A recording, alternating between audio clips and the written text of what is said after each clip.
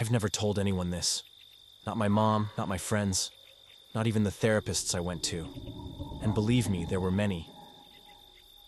But there's something that happened to me almost 8 years ago, and I need to get it off my chest, because I feel like if I don't speak now, maybe it will come back. I was living alone in a rented house in rural Michigan, in a tiny town called Stanton. Not sure if you've ever heard of it. It's the kind of place where time seems frozen, you know? Constant silence, heavy air, barely anyone on the streets. I moved there after a series of losses. My father died in a car accident. I lost my job, and my relationship collapsed right after. I just wanted to disappear from the map. The house was simple, kind of old, but it was all I could afford. It had a living room, 2 bedrooms, a cramped kitchen, and a bathroom with tiles peeling off the walls. But what really caught my attention was the 3rd door in the hallway. It was different, older, heavier, and locked with a rusty padlock on the outside, like someone wanted to make sure it was never opened. It was almost as if the door didn't belong there. I asked the landlord what was inside. He laughed, that kind of laugh people give when they don't want to talk, and said, "Oh, it's just a storage room. Don't mess with it. The key's been lost for a long time." I probably should have pushed the issue, right? But honestly, at the time, I didn't care. I had so much on my mind that a locked door seemed like the least of my problems.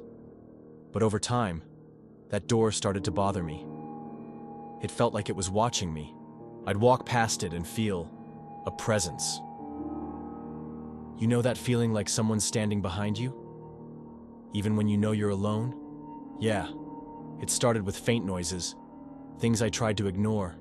Clicks, creaks, like someone was rummaging through a box inside.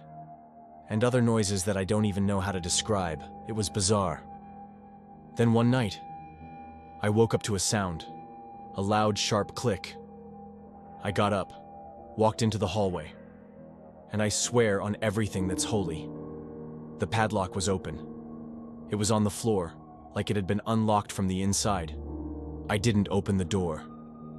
I just stood there, frozen, staring at it. Tried to convince myself it was my imagination, that maybe I had unlocked it without realizing. But I had never touched that lock. After that, things got worse. I started dreaming about the door, but in the dreams, it was open. And inside, there was someone, or something. It was dark, pitch black, but I could see 2 eyes, glowing. And a voice, low, raspy, whispering. "You locked me in here, but I remember your face." I started losing control, left the living room light on at night, slept with the TV on. I even pushed a cabinet against the door like that would help. But even then, it knocked. Yes, knocked. Like someone inside was trying to get out.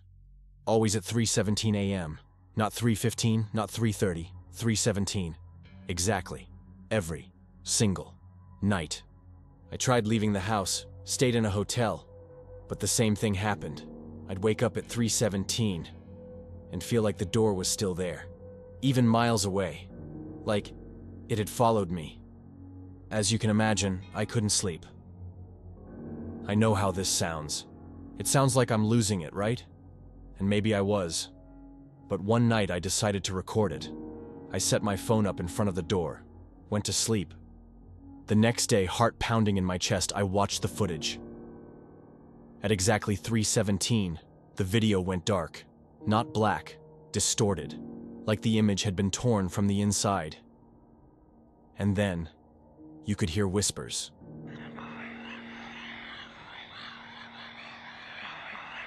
Voices saying things I couldn't understand. But one of them was mine. You won't leave. Me. Talking to someone. Whispering. "It's almost time. I'm going to let you out." I deleted the video instantly, but deep down, I knew it was real. The next night, there was no knocking, no sound. But when I woke up, The door was open. Inside, there was nothing. Nothing visible, at least. Just darkness. And a feeling that something had come out. After that, I was never the same. I moved to a different city, never lived alone again. But sometimes when I wake up in the middle of the night, I still hear a voice saying, "You freed me." And I feel like I brought something with me. Maybe it's behind me now.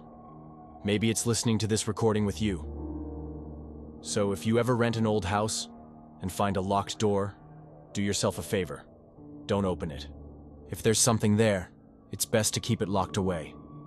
I should have said something sooner, but for a long time I was afraid no one would believe me. I even thought I was going insane. The fear of being called crazy was stronger than the actual terror that house caused me. I tried to ignore it, to move on, but some things stick with you, no matter how hard you try to leave them behind. I know that if someone saw me today, they'd never guess what I went through. I've learned to hide it, to disguise it, to carry on. But deep down, there's still a part of me that hasn't healed. What happened in that house in Stanton left a mark. It's not something you can just erase. Even today, it's not easy to talk about it, not even on record. I went through different treatments, had therapy, took medication. I tried to follow the therapist's advice, accept the trauma, ignore the fear, move on. But none of it works the way people think it will. No matter how many years go by, what happened in that house is still with me. When I'm alone, I feel the presence, that sensation of being watched. And no matter how much I try to distract myself, no matter how much I change my routine, there are still moments when that fear, that anguish, returns. It's not just what I saw or heard. It's what I can't explain, the emptiness it left behind. Sometimes, at night, when the silence is too heavy, I wake up with the feeling that someone's in the room, watching. It's not the kind of thing you dream in nightmares, not a shadow you can just brush off. It's a real presence, tangible. Like the air around me gets thick and cold, and no matter how hard I look, there's nothing there. But the fear, it's there, closer than ever. Like it's grown, fed on my own insecurity, and is just waiting for the right moment to completely consume me. And honestly, I'm afraid that day is near. To this day, I haven't freed myself from it, and I don't think I ever will. After all, it remembers my face.